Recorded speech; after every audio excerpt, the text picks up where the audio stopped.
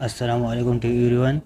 आज हम health assessment का थर्ड चैप्टर स्टार्ट करने जा रहे हैं, जबकि चैप्टर नंबर 1 और 2 वो जो नर्सिंग प्रोसेस है उसमें और इंटरव्यूइंग स्किल्स है वो ऑलरेडी आप लोगों ने सेकंड सेमेस्टर में पढ़े हुए, तो इसलिए मैं उसको स्किप कर रहा हूँ। तो आज जो हमारे चैप्टर का नाम है assessment of the skin, head and नेक। तो इसमें जो ऑब्जेक्टिव है वो ये है कि कंपोनेंट ऑफ हेल्थ हिस्ट्री और इसके साथ specific assessment of physical examination और उसके बाद डॉक्यूमेंट फाइंडिंग और इसके अलावा जो भी स्किन और हेड और नेक से रिलेटेड है उस सिस्टम के डिफरेंट डिजीज़ जो एज के हिसाब से आते हैं वो हम पढ़ेंगे। तो सबसे पहले एनाटॉमी फिजियोलॉजी को रिव्यू करते हैं। तो सबसे पहले जो है हमारे पास स्कल या बोन से बना होता है जिसको हम क्रेनियम बोन कहते हैं और जो क्रेनियम बोन है ये फ्रंटल, पैराइटल, टेम्पोरल और ऑक्सीपिटल बोन पर मुश्तमिल होता है। इसके अलावा जो मसल होते हैं फेस में ये इम्पोर्टेंट रोल अदा करते हैं इमोशन में, और जो निक के मोमेंट है इसमें इम्पोर्टेंट रोल अदा करता है। और ये जो फेशियल मसल जो है ये क्रेनियल नंबर 5 और 7 से ये कंट्रोल होते हैं। इसके अलावा जो कैरोटिड आर्टरी है ये ब्लड सप्लाई करती है हमारे हेड को, और टेम्पोरल आर्टरी है ये जो हमारी फेस को ब्लड सप्लाई करती है। इसके अलावा जो नेक है ये सपोर्टेड होता है वर्टेब्रा कॉलम से, और स्टर्नोन्यूक्लियोमास्टाइड एंड ट्रेपेजियस मसल से ये हमारा जो नेक है बना होता है और इसे सपोर्ट करता है। नेक में सर्वाइकल वर्टिब्रे होते हैं, neck and shoulder muscles and their ligaments. जो नेक के मसल है और उसके लेगामेंट्स है। जो इम्पोर्टेंट स्ट्रक्चर और है जो नेक में है वो है trachea, thyroid gland, chain of lymph nodes. ये हमारे पास स्ट्रक्चर है नेक का जिसमें आप देख सकते हैं कि मसल्स भी sternocleidomastoid muscle, thyroid cartilage, cricoid cartilage, और ये जो isthmus of the thyroid gland होता है इसमें एक ट्रेकिया, सर्वाइकल, स्टर्नल नोच और मिनीब्रम। इसके अलावा जब हम हेल्थ हिस्ट्री लेते हैं किसी पेशेंट का तो सबसे पहले हम देखते हैं कि determine presence absence of age and gender specific disease of the head and neck. सबसे पहले हम ये देखेंगे कि इसको एज रिलेटेड से या बाय बर्थ उसको कोई डिजीज़ तो नहीं है। जो ज़्यादातर चीफ कंप्लेन होते हैं पेशेंट को वो होते हैं नेक पेन या स्टिप पेन, मतलब वो अपने नेक जो है वो हिला पिला नहीं सकता। इसके हॉर्सनेस, जैसे कि घोड़ा जैसे चलता है उस तरह के आवाज़ जब वो ब्रीदिंग करता है तो इस तरह आवाज़ निकाल लेता है। उसके नेक मासेस, उसके नेक में थोड़े थोड़े बड़े बड़े दाने निकल आते हैं। हेडेक भी उसकी वजह से हो सकता है, और हेड इंजरी, डिजीनेस और फेंटिंग हम बेहोशी को कहते हैं। इसके अलावा हम पेशेंट का चीफ कंप्लेन है वो इवालुएट करेंगे कि वो किस कंप्लेंट से आया है हमारे पास, और उसके बाद उसका जो करेक्टरिस्टिक्स है और क्वालिटी है वो हम देखेंगे कि फॉर एग्ज़ाम्पल उसको नेक मास है तो इसके साथ साथ और क्या साइन एंड सिम्टम्स इसको है, और किस वजह से वो ज़्यादा हो रही है और किस वजह से वो कम हो रही है, और कहाँ पर है और कितनी देर के लिए है। जैसे कि ये कोल्डेरा जो है हम फॉलो करेंगे, और इसके अलावा पास्ट मेडिकल हिस्ट्री भी उसकी हम देखेंगे, जैसे कि मेडिकल कंडीशन, फॉर एग्जांपल किसी का हाइपरथायराइडिज्म हो या हाइपोथायराइडिज्म हो या उसके लिए वो ड्रग यूज़ कर रहा हो। इसके अलावा सर्जरीज की हो, इसके अलावा फॉर एग्जांपल थायराइडेक्टोमी की हो, या मेडिकेशन मैंने बता दी है, इंजरी और accident of family health history, या फॉर एग्जांपल किसी को कंजेनिटल थायराइड डिजीज़ हो, हेडेक हो। इसके अलावा फिर हम जो सारे सिस्टम को हम रिव्यू करेंगे। नेक में हम जो लम्प्स है, गोइटर है वो देखेंगे, और इसके अलावा उसको मोमेंट देंगे ताकि उसको देखेंगे कि पेन हो रहा है या नहीं हो रहा है। इसके अलावा हम टेंडरनेस भी चेक करेंगे, और इसके अलावा जो ग्लैंड्स है वो देखेंगे। अगर स्वॉलन है तो इसे हम पूछेंगे कि कितना वक्त हुआ है इसका स्वॉलन होने, और कितनी देर में ज़्यादा होते जा रहे हैं और या कम होते जा रहे हैं, आप इसके लिए कोई मेडिकेशन ले रहे हो या नहीं ले रहे हो। इसके अलावा थायराइड ग्लैंड के रिलेटेड आपको तो कोई प्रॉब्लम नहीं है। इसी तरह अगर हम हेड में उसकी रिव्यू देखेंगे, उससे हम ये पूछेंगे कि आपको डिजीनेस तो नहीं हो रही, दर्द तो नहीं हो रहा, और फेंटिंग, बेहोशी तो नहीं हो रही, और कोई हिस्ट्री तो नहीं है कि फॉर एग्जांपल आपने एक्सीडेंट किया हो इसकी वजह से आपको हेड को इंजरी हो गई हो। इसके अलावा स्ट्रोक की for example to head and neck assessment हो। जब हम निक की असेसमेंट करते हैं, निक और हेड की असेसमेंट करते हैं, तो जब सबसे पहले हम पेशेंट के पास जाते हैं, उससे हम पेशेंट को ग्रीट करते हैं, कहते हैं कि अस्सलाम वालेकुम। और उसके बाद हम एनवायरनमेंट को भी देखेंगे कि वो क्वाइट होना चाहिए, वार्म होना चाहिए और प्राइवेट होना चाहिए, ताकि अगर हम उसको प्राइवेसी नहीं देंगे तो वो पेशेंट नर्वस हो सकता है और अपने हिस्ट्री कम्प्लीटली नहीं बता सकता। और उसके अलावा एडिक्वेटली लाइटिंग, ताकि हमें जो कैरोटिड आर्टरी है वो भी सही तरह से नज़र आए। और अपराइट सिटिंग पोजीशन हम पेशेंट को देंगे। और उसके अलावा हम जो लेफ़्ट साइड है वो राइट साइड को के साथ कंपेयर करेंगे और इसमें एसाइमेट्री देखेंगे और सिस्टमिक अप्रोचेस सिस्टम वाइज जो है वो असेसमेंट करेंगे। इसके अलावा जो हमारे इक्विपमेंट्स है वो भी हमारे साथ टाइम पर होने चाहिए। ऐसा ना हो कि हम फॉर एग्ज़ाम्पल हम आई को असिस्ट करने जा रहे हैं और हमारे पास ऑप्थेल्मोस्कोप नहीं है, तो हम पेशेंट सबसे पहले पेशेंट के साथ जो इक्विपमेंट्स है हम नीड होती है हम पेशेंट के पास रख लेते हैं। इसके अलावा जब हम हिट की असेसमेंट करते हैं तो इसमें सबसे पहले आता है इंस्पेक्शन में हम देखते हैं हिट की हो तो शेप देखते हैं, उसमें साइमेट्री देखते हैं। और पाल्पेशन में हम मासेस देखते हैं, डिप्रेशन देखते हैं, टेंडरनेस देखते हैं। पाल्पेशन में हम मासेस इस तरह देखते हैं कि कोई स्वलन, कोई जगह तो स्वलन नहीं हुआ है। डिप्रेशन मतलब फॉर एग्जांपल किसी एक्सीडेंट की वजह से वो जगह जो है वो डिप्रेस नहीं हुई, नीचे की तरफ तो नहीं गई। और टेंडरनेस हम ये भी देखेंगे कि उसको जब हम पाल्पेट कर रहे हैं तो उसको तो दर्द महसूस हो रहा है या नहीं हो रहा है, या तो उसको दर्द नहीं हो रहा। Inspection and palpation of the scalp, जब हम स्कल्प की इंस्पेक्शन और पाल्पेशन करते हैं तो सबसे पहले हम देखते हैं कि उसमें कोई लीजन या मासेस वगैरह तो नहीं है। इसके अलावा उसके जो नॉर्मल फाइंडिंग है, जो हेड स्कल्प है वो नॉर्मल स्कल्प जो है शाइनी होना चाहिए। इनटेक मतलब एक ही जो सारे बूंद है वो एक ही साथ होने चाहिए और इसमें कोई मासेस या लीजन वगैरह नहीं होना चाहिए।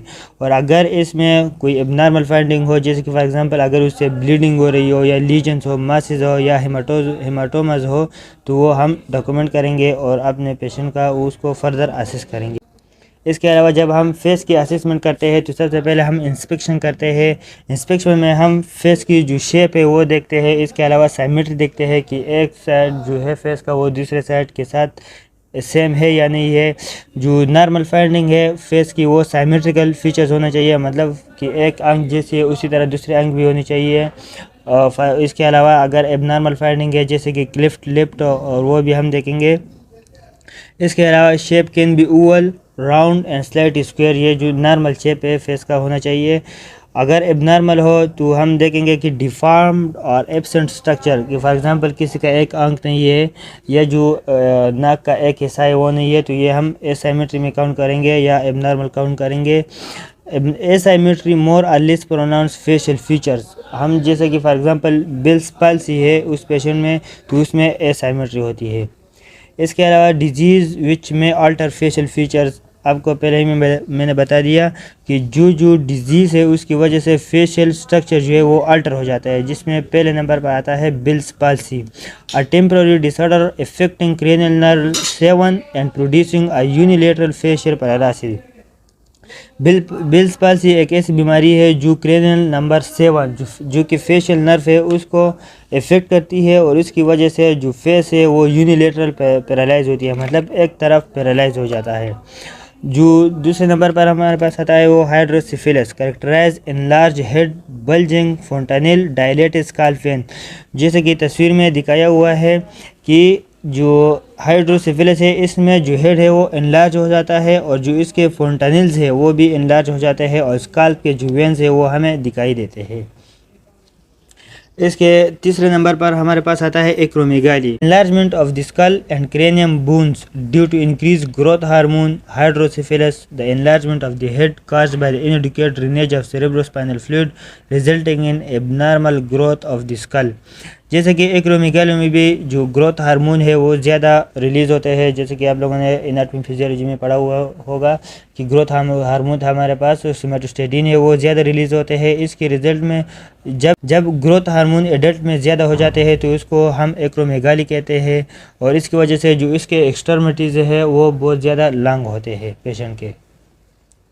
कुशिंग सिंड्रोम, जो कुशिंग सिंड्रोम है इसमें जो एड्रीनल ग्लैंड के हार्मोन है जैसे कि ग्लूकोकार्टिकॉइड्स और मिनरल कॉर्टिसोल वो ज़्यादा हो जाते हैं और इसकी वजह से जो उसका जो फेस स्ट्रक्चर है वो मून शेप्ड हो जाता है। और दूसरी तरफ हमारे पास जो है Down syndrome, not depressed nasal bridge, epicanthal folds, mongoloid slant of eye, low set ears and large tongue. जैसे कि आप ये जो बच्चा है इसको आप देख सकते हैं, ये जो सारे साइन सिम्टम्स है वो डाउन सिंड्रोम के हैं। अब हम जो नेक है उसमें फेस है उसमें हम मैंडिबल को असिस्ट करते हैं। हम टेम्पोमैंडिबुलर जॉइंट है उसको पेशेंट को कहेंगे कि आप जो माउथ है उसको बंद करें और ओपन करें, तो इसमें हमें पता चल जाता है कि जो इसका टेम्पोमैंडिबुलर जॉइंट है ये सही है या नहीं है। नॉर्मल फाइंडिंग, जब वो पेशेंट माउथ को ओपन और क्लोज करेगा तो उसको पेशेंट को कोई भी दर्द नहीं होना चाहिए या joint articulate smoothly without clicking और क्रेपिटस। उसके जब वो माउथ को क्लोज और ओपन करेगा तो उसके रिजल्ट में कोई एबनॉर्मल साउंड नहीं प्रोड्यूस होना चाहिए। और जब एबनॉर्मल फाइंडिंग हमारे पास होता है तो जब वो माउथ को ओपन और क्लोज करता है तो उसमें पेन फील करता है कि वो या शायद वो नहीं कर सकता, तो इसी वजह से।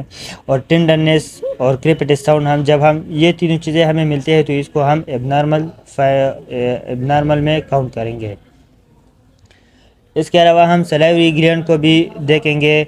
जो सलाइवरी ग्लैंड होते हैं वो पैरोटिड, उसको भी हम पल्पेट करेंगे। इन द चिक्स और mandibular largest of the salivary gland. Normally anatomy है कि सलाइवरी ग्लैंड लार्जेस्ट ग्लैंड होते हैं हमारे पास।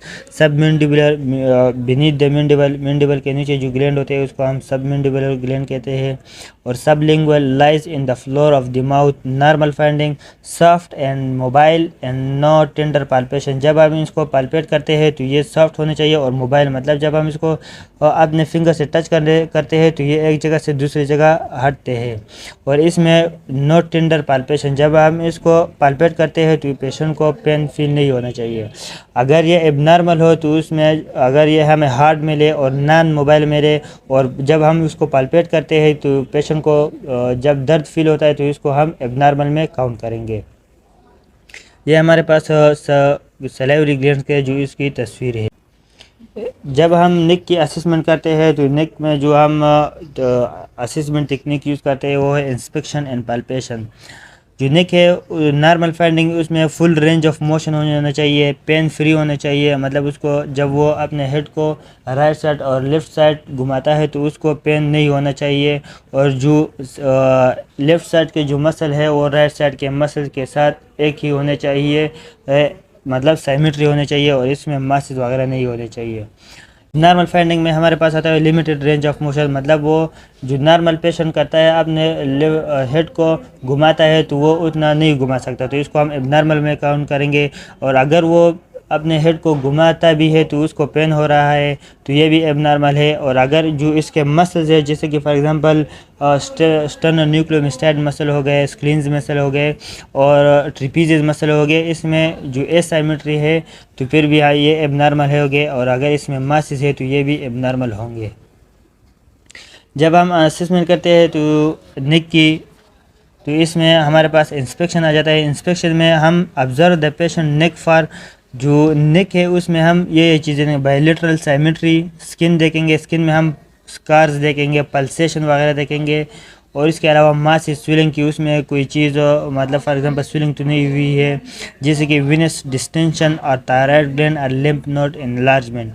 ये हम देखेंगे कि इसको लिम्फेडिनोपैथी तो नहीं होगी या हाइपरथायराइडिज्म गोइटर वगैरह तो नहीं हुआ, ये हम सारे देखेंगे। इसके अलावा हम इसके बाद हम पेशेंट को कहेंगे कि जितना उससे हो सके उतना ही अपने नेक को उसी तरफ मोड़ ले। ये जो जुगुलर वेन डिस्टेंशन है ये भी हम देखेंगे। और जब हम नेक को पाल्पेट करते हैं तो हम कैरोटिड आर्टरी जो है उसको पाल्पेट करते हैं, उसको रेट चेक करते हैं, रिदम चेक करते हैं, एम्पलीट्यूड हम इसकी चेक करते हैं। अगर उसके बाद हम जो इसको पाल्पेट करते हैं तो फिर उसको हम ग्रेडिंग भी देते हैं। अगर जो कैरोटिड आर्टरी है इसका जो पल्स है वो रेट है वो हमें एब्सेंट मिले तो इसको हम 0 ग्रेड देंगे। अगर वीक मिले मतलब फॉर एग्जांपल हमें डिफ़िकल्टी हो रही है उसको पाल्पेट करने में तो ये हमें उसको हम ग्रेड 1 देंगे। और अगर उसको हम इजीली पाल्पेट कर रहे हैं और रेट भी उसका सही है, एम्पलीट्यूड भी इसका सही है, रिदम भी सही है तो इसको हम 2 ग्रेड देंगे। और अगर इसके अलावा उसका कोई फॉर एग्जांपल डिस्टिंक्शन हुई है या हमें स्ट्रांग मिल रही है तो इसको हम 3 ग्रेड देंगे। और 4 ग्रेड हम उसको देंगे अगर वो बहुत ही ज़्यादा तेज़ हो, जैसे कि पिछले तस्वीर में दिखाए हुए हैं, जैसे इसको हम ग्रेड 4 देंगे।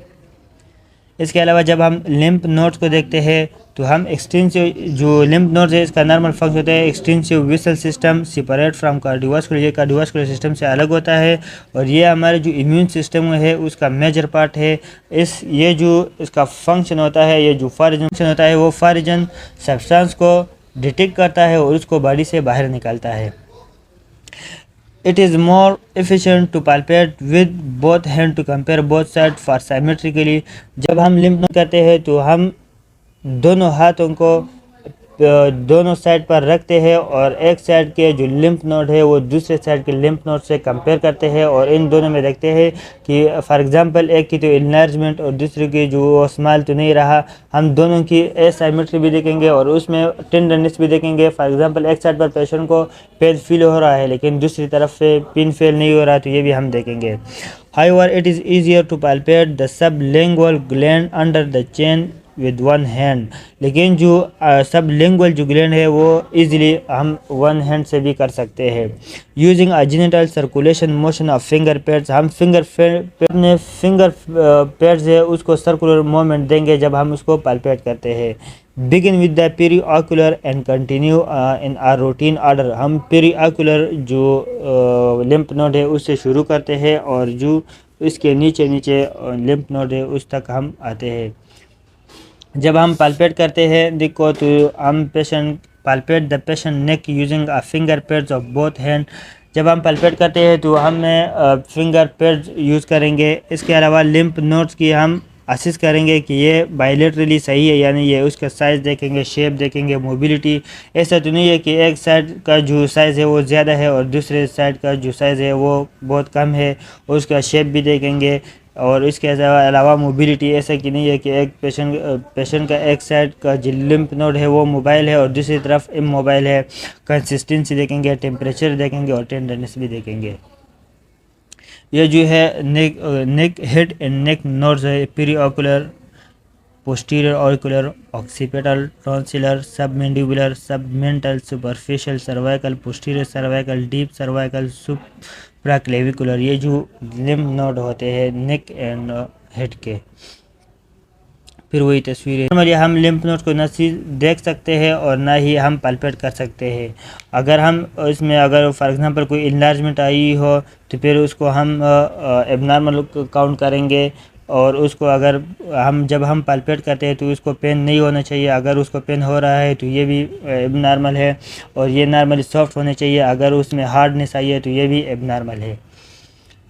जब हम पाल्पेटिंग द ट्रेकिया, जब हम ट्रेकिया को पाल्पेट करते हैं तो ट्रेकिया जो है ये मिड लाइन में होना चाहिए और इसके लिए ट्रेकियल शिफ्ट को भी हम चेक करते हैं। हम जो नोच है इसके ऊपर हम उंगली रखते हैं और जो ट्रेकिया है इसके ऊपर हम थोड़ा सा जोर दबा देते हैं। इससे जो ट्रेकिया है वो मोबाइल होना चाहिए, मतलब एक तरफ से दूसरी तरफ होना चाहिए। Place your index finger on the trachea in the sternum notch, slip it off to each side, not for symmetry or on both side। हम जो अपना फिंगर है वो इंडेक्स फिंगर है वो ट्रेकिया के स्टर्नम नोच पर रखते हैं और इसके अलावा फिर हम एक तरफ घुमा देते हैं और दूसरी तरफ, तो दोनों साइड को हम कंपेरिजन करते हैं। फिर ये जैसे कि इस तस्वीर में दिखाया हुआ है ट्रेकियल डेविएशन। अब हम थायराइड ग्लैंड ये इंटीरियर नेक में होता है, जस्ट बिलो द लेरिंक्स होता है। इस्मस जो होता है ये सेंटर पार्ट इसका होता है और इसके 2 लोब्स होते हैं। जो नॉर्मल फाइंडिंग है इसमें ये साइमेट्री होना चाहिए और जब हम स्वॉल्विंग करते हैं तो ये साइमेट्री मूवमेंट इसके होने चाहिए। आदम्स एप्पल है वो प्रोनाउंस होना चाहिए मेल में और इसमें मासिस, टेंडरनेस या इनलार्जमेंट वगैरह नहीं हो चाहिए। एब्सेंट ब्रूट हम abnormal sounds of the artist को कहते हैं। एबनॉर्मल फाइंडिंग इसमें अगर मासिस है, इनलार्ज ग्लैंड है जैसे फॉर एग्जांपल गोइटर हो गया, एसाइमेट्री हो गया और इसके अलावा अगर न्यूडूल या ब्रूट हमें मिले तो ये हम एबनॉर्मल काउंट करेंगे। थायराइड डिजीज़ है जैसे कि हाइपरथायराइडिज्म जो T3 और T4 हार्मोन है वो ज़्यादा रिलीज़ होता है। इसके जो साइन सिम्टम्स है बल्जिंग आइज जिसको हम एक्सोथैलेमस कहते हैं, इसमें जो वेट है वो लॉस हो जाता है और डायरिया हो जाता है पेशेंट को। और इसके अलावा हाइपोथायराइडिज्म ये भी मेटाबॉलिक डिसऑर्डर है जिसमें थायराइड ग्लैंड की हार्मोन कम हो जाती है और थायराइड ग्लैंड है वो इनलार्ज हो जाता है आयोडीन की डिफिशियंसी की वजह से, जैसे कि दोनों आप तस्वीर देख सकते हैं।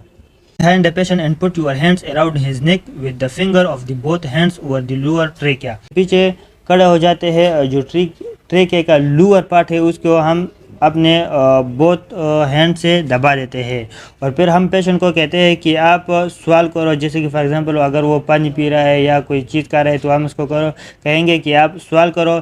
इससे हम जो थायराइड इसमें से वो हम फील करेंगे। जो नॉर्मल होता है जब वो पेशेंट कोई फॉर एग्जांपल वो सवाल करता है तो थायराइड जो इसमें से वो राइज होना चाहिए ट्रेके की तरफ और कैरोटिड आर्टरी के नीचे।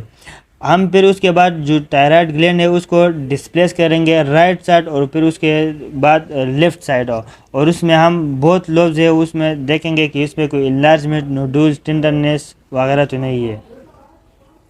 जैसे कि आपने पेशेंट के देख सकते हैं कि कैसा असेसमेंट कर रहा है। जब हम अस्कल्टेशन करते हैं थायराइड ग्लैंड की तो हम light pressure on the bell of the stethoscope, हम bell of the stethoscope use करते हैं अस्कल्टेशन के लिए ओवर दी कैरोटिड आर्टरी के ऊपर आज द पेशेंट। उसके बाद हम पेशेंट को कहेंगे कि आप अपना सांस जो है वो थोड़ी देर के लिए बंद कर रहे ताकि, और फिर जो हम कैरोटिड आर्टरी को अस्कल्टेट करते हैं तो हाँ इसमें हमें जो ब्रूड साउंड्स है अगर वो मिले तो हम इसको एबनॉर्मल काउंट करेंगे और अगर ये नॉर्मल है तो फिर वो तो नॉर्मल ही होगा। और इसके अलावा थायराइड जो ग्लैंड है उसके भी हम साउंड चेक करते हैं। अगर उसमें थायराइड ग्लैंड में कोई ब्रूड साउंड्स हमें मिले तो इसका मतलब ये हाइपर मेटाबॉलिक स्टेट में है।